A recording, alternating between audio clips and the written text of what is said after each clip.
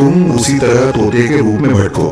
नहीं नहीं, मुझे आजाद करो वरना मैं तुम्हें छोड़ूंगा नहीं। अब तुम मेरा कुछ भी नहीं बिगाड़ सकती। अब तुम जाओ यहाँ से और अब से ऐसे ही घूमो। अब तुम्हें पता चलेगा कि दूसरों को दर्द देने में कैसा महसूस होता है। इसके बाद वह राक्षस वहां से उड़ जाता है। मर्चू और उसकी पत्नी सीता दोनों खुश हो जाते हैं। मर्चू पहले की तरह काम करने लगता है। वह और उसकी पत्नी दोनों खुशी खुशी जिंदगी गुजारने लगते हैं।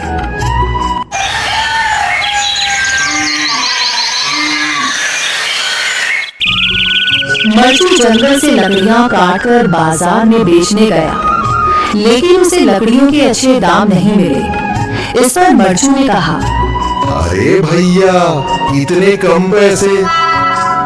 इन पैसों में तो 2 वक्त का खाना भी नहीं मिलेगा।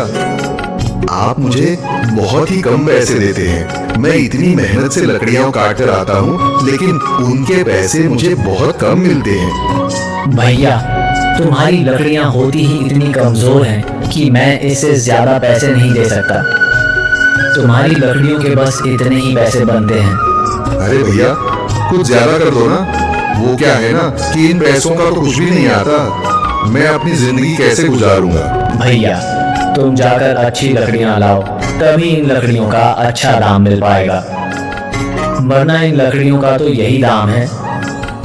ये सुनकर मर्चू बहुत ज्यादा परेशान हो गया और पैसे लेकर किराने की दुकान से सामान खरीदकर घर आ गया। घर पहुंचते ही मर्चू की पत्नी सीता ने कहा, जी सामान ले आए आप? हाँ जी, सामान ले आया हूँ। सीता के चेहरे पर खुशी छा जाती है, लेकिन जब उसने सामान देखा, जी इसमें तो बहुत थोड़ा सामान है। हाँ सीता, मुझे पता है कि यह सामान बहुत थोड़ा है, लेकिन मैं क्या करूं? मेरे पास जितने पैसे थे, मैं उतने का ही सामान लेकर आ गया हूँ। इस तरह हमारा गुजारा कैसे हो पाएगा जी? आपको तो पता ही है कि हम कितनी मुश्किलों से गुजारा करते हैं। हाँ हाँ, मुझे पता है, लेकिन मैं कर भी क्या सकता हूँ?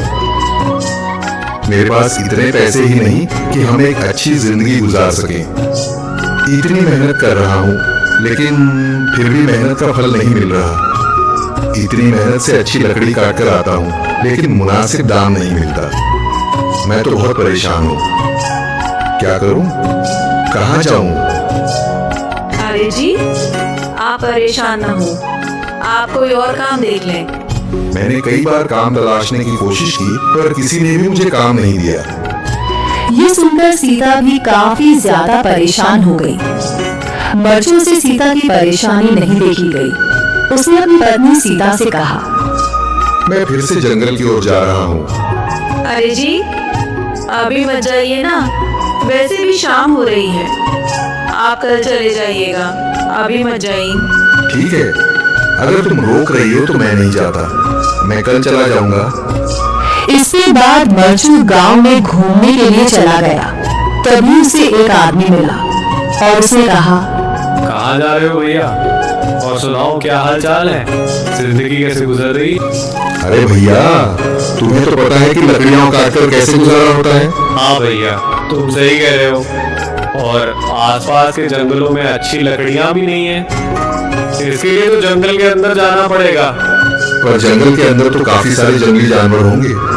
मुझे बहुत डर लगता है भैया, मैं जंगल में कैसे जाऊंगा? हाँ भैया, जंगली जानवर तो होंगे, लेकिन अच्छी लकड़ियां तो वहीं से ही मिलेंगी। ये सुनकर मर्चू बहुत ज्यादा परेशान हो गया, लेकिन वह आदमी बिल्कुल ठीक कह रहा था। जंगल के किनारे की सारी लकड़ियां कट चुकी थीं। अब सिर्फ जंगल के अंदर ही अच्छी लकड़ियां बची थीं। अगली सुबह मर्चू